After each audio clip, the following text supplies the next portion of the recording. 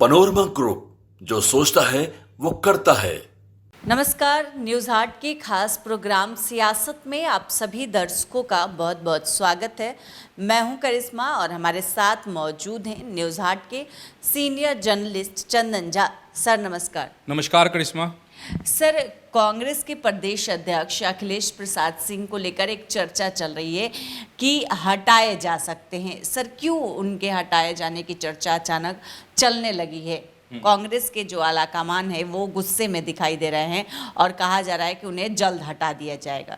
ठीक, अच्छा, मतलब कांग्रेस में जो बदलाव महसूस लोगों को हो रहा है कि बदलाव हो सकते हैं कांग्रेस में, इस बात को लेकर हम लोग लगातार जो है अपने दर्शकों को बता रहे हैं। मतलब न्यूज हाट बता रहा है, बताए थे नहीं, हाँ, पहले भी बताए थे और उसकी आहट शुरू हो गई। इसके पीछे कई कारण हैं और सबसे खास बात ये है कि जो राजद सुप्रीमो हैं लालू प्रसाद, उसके करीबी हैं अखिलेश प्रसाद सिंह। इसके बावजूद अब ये सवाल उठने लगे हैं। तो इसके कई फैक्टर हैं जो हम लोग बता चुके हैं, फिर बता रहे हैं। अब जो है सो अलग अलग कह सकते हैं कि जगह से खबरें आ रही हैं, चर्चा इस पर बहुत जोरदार तरीके से शुरू हो गई है। इसके पीछे वजह, अगर पहली वजह अगर हम लोग बताते हैं तो यह है करिश्मा कि सेल्फ इंटरेस्ट की बात आ रही है कि अखिलेश प्रसाद सिंह ने सेल्फ इंटरेस्ट में ज़्यादातर काम किए। जैसे एक उदाहरण है उसका, वह यह है कि अपने बेटे को उन्होंने लोकसभा का चुनाव लड़ाया। जबकि 2019 में जो लोकसभा का चुनाव हुआ था तो उनके पुत्र हैं आकाश, वो रालोसपा से चुनाव लड़े थे, लेकिन वो सीधे लैंड किए रालोसपा से इस बार कांग्रेस में। और महाराजगंज में से चुनाव वो लड़े 2024 का जो लोकसभा का चुनाव हुआ है जनार्दन प्रसाद सिगरीवाल के खिलाफ में। हालांकि अखिलेश प्रसाद सिंह के जो पुत्र आकाश हैं वो चुनाव हार गए। ठीक है, तो सेल्फ इंटरेस्ट का एक ये एग्जाम्पल है। और सेल्फ इंटरेस्ट की अगर हम बात कहेंगे तो कहा जा रहा है कई आरोप भी लग रहे हैं। अब आरोप में कितनी सत्यता है ये तो अब कांग्रेस पार्टी जाने, लेकिन कहा जा रहा है कि जो टिकट वितरण हुआ लोकसभा के चुनाव में, कहा जा रहा है कि उसमें पैसों का बड़े पैमाने पर लेन देन हुआ। तो सेल्फ इंटरेस्ट की बात यह भी हो गई।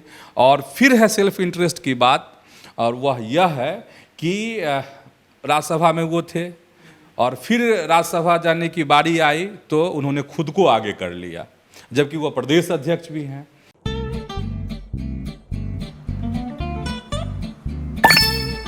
चलो इसको रोकते हैं। रुको रुको, गाड़ी साइड में लो। आरसी और लाइसेंस दिखाओ।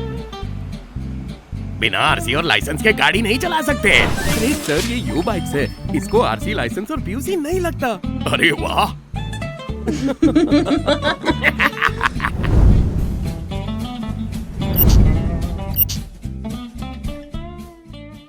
तो ये कह रहा है कि जो सेल्फ इंटरेस्ट की जो उनकी राजनीति है, इससे जो है आला कमान के जो हैं, हाँ, परेशान है और आला कमान उन पर बहुत ध्यान दिए हुए, इस तरह की बातें सामने आ रही। एक तो ये हो गया अखिलेश प्रसाद सिंह को लेकर।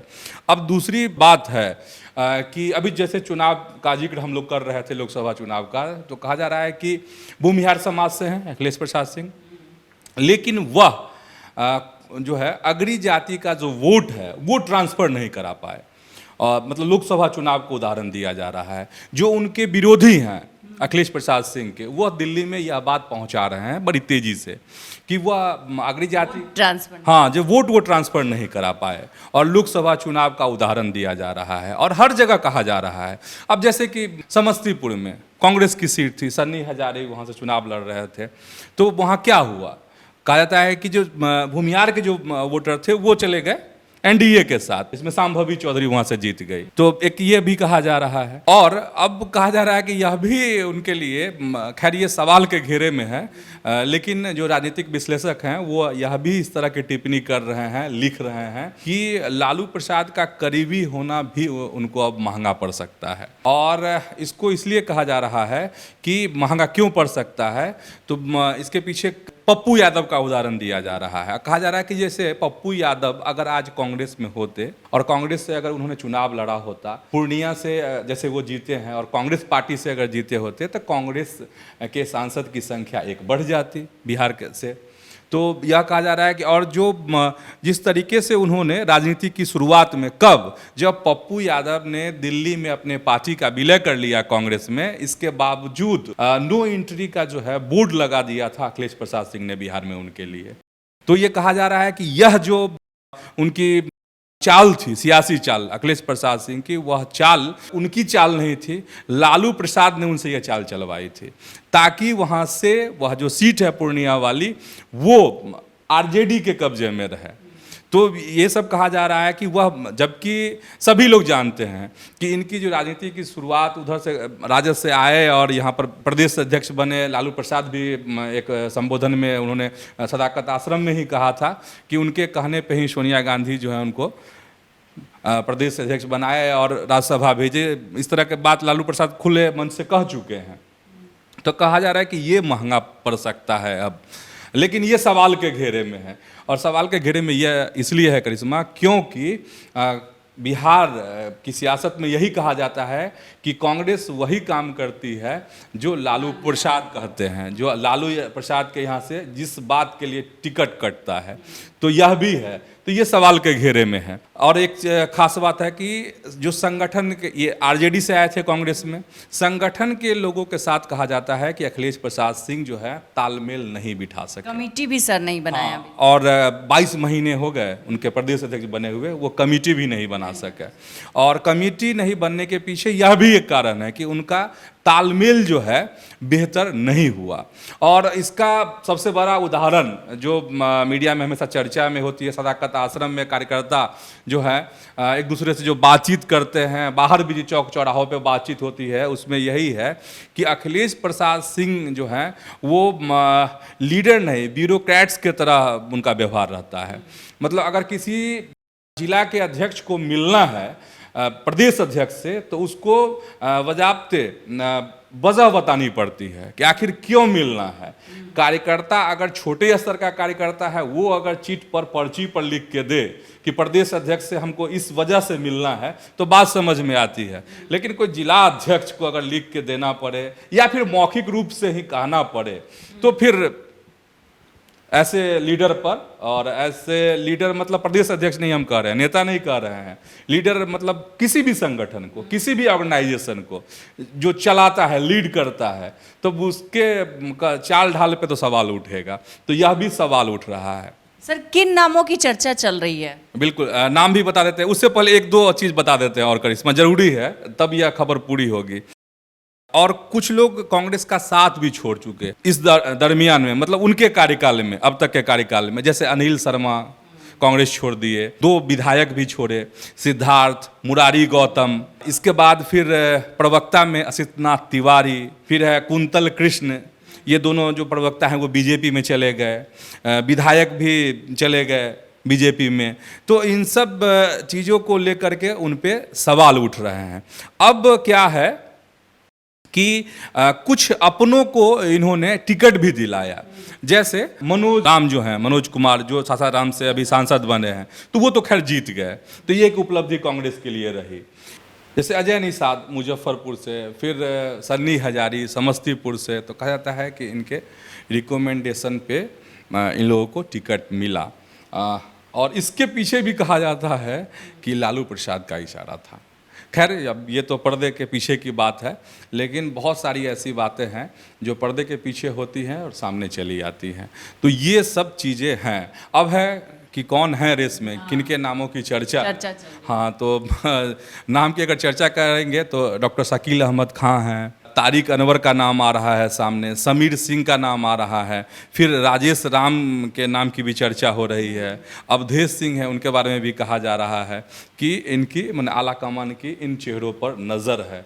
अब देखिए किसकी किस्मत जो है चमकती है। पनोरमा ग्रुप, जो सोचता है वो करता है।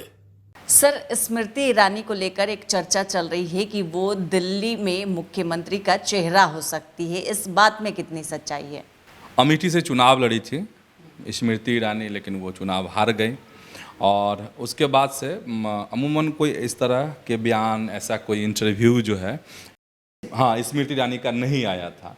तो बहुत दिनों के बाद जो है खुलकर स्मृति ईरानी जो है अपनी बात रखी हैं।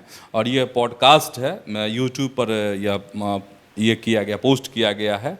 पॉडकास्ट है top angle with Sushant Sinha, और इसकी चर्चा शुरू हो गई है खूब इस पर कि स्मृति ईरानी के जो बयान जो इस पॉडकास्ट में वो बातचीत की हैं, इस इंटरव्यू में जो अपनी बातें रखी हैं, वो मीडिया की सुर्खियों में आ गया है।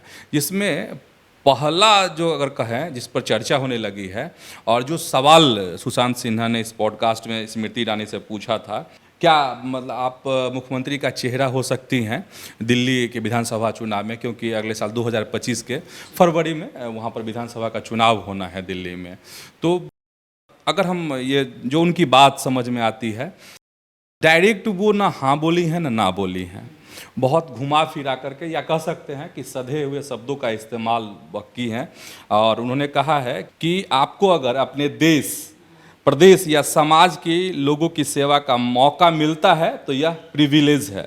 145 करोड़ के देश में कितने लोग हैं जो संसद जा पाते हैं, सांसद बन पाते हैं, जो 3 बार संसद जा पाते हैं, 5-6 विभागों के मंत्री रह पाते हैं। जो भी मौका मिले वो प्रिविलेज है। मतलब ना वो हाँ बोली है ना बोली है। कोई बोल भी कैसे सकता है? भाजपा की भी का अपना एक अलग कल्चर है, संस्कृति है, कोई बोलता भी नहीं है। तो इस तरीके से उन्होंने अपनी बातें रखी हैं। अब क्या होगा, लेकिन पहली बार इस तरह के सवाल जो हैं स्मृति ईरानी से पूछे गए, इसीलिए लगता है कि चर्चा में है। अब जैसे चर्चा बताना यह भी जरूरी है, क्योंकि वहाँ से कहा जा रहा है कि अगर स्मृति ईरानी रेस में आ गई हैं कि हो सकता है कि बीजेपी उनको वहाँ पे मुख्यमंत्री का चेहरा बना दे, तो कोई बड़ी बात नहीं होगी।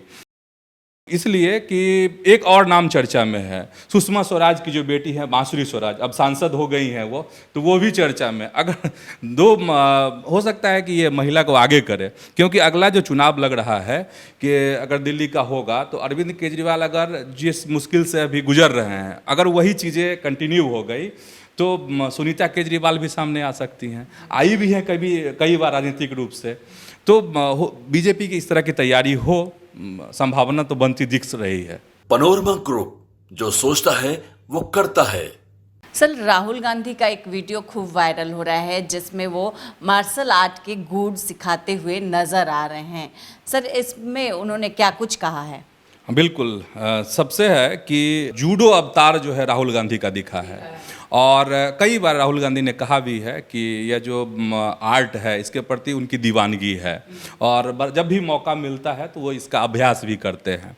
और जो यह इंस्टाग्राम, राहुल गांधी ने अपने इंस्टाग्राम पे इसको पोस्ट किया है, और उसमें कई सारी बातें जो हैं उन्होंने लिखी है। जो यात्रा उन्होंने जब निकाली थी उस समय का ये वीडियो पोस्ट किया है, और उस पोस्ट के साथ उन्होंने लिखा है वीडियो के साथ कि भारत जोड़ो न्याय यात्रा के दौरान हमारे कैंप में जो मार्शल आर्ट के अभ्यास था किए जा रहे थे, तो वो एक तरीके से कहना चाह रहे हैं कि ये मेरा भी जो दिनचर्या था उसमें शामिल था। और वह यह भी लिख रहे हैं कि इस मार्शल आर्ट की कला के ज़रिए हमने युवाओं को ध्यान, अहिंसा, आत्मरक्षा और उसकी शक्ति समझाने की कोशिश की। तो अब सवाल ये है कि इस तरह के पोस्ट क्यों राहुल गांधी ने आज किया अपने इंस्टाग्राम पर। इसका जवाब को अगर समझना होगा तो जिस पॉडकास्ट की चर्चा अभी हम लोग कर रहे थे स्मृति ईरानी को लेके, उसी में स्मृति ईरानी बताती हैं इसी इंटरव्यू में, और कहती हैं कि राहुल गांधी जो टी शर्ट पहनते हैं, या जो लगता है कि आपको किसी भी तरह की जातिगत जनगणना पे बात करते हैं, या फिर और भी जो गतिविधियां राहुल गांधी की रहती हैं, उसको जो है हल्के में नहीं लेना चाहिए। ये बचकानी हरकत नहीं है। और ख़ास करके टी शर्ट के बारे में कमेंट है स्मृति ईरानी का, और वो कहती हैं कि वो टी शर्ट जो है ना युवाओं को ये आकर्षित करता है। तो राहुल गांधी के टी शर्ट पहनने के पीछे, वाइट कलर का टी शर्ट पहनने के पीछे बड़ी रणनीति है।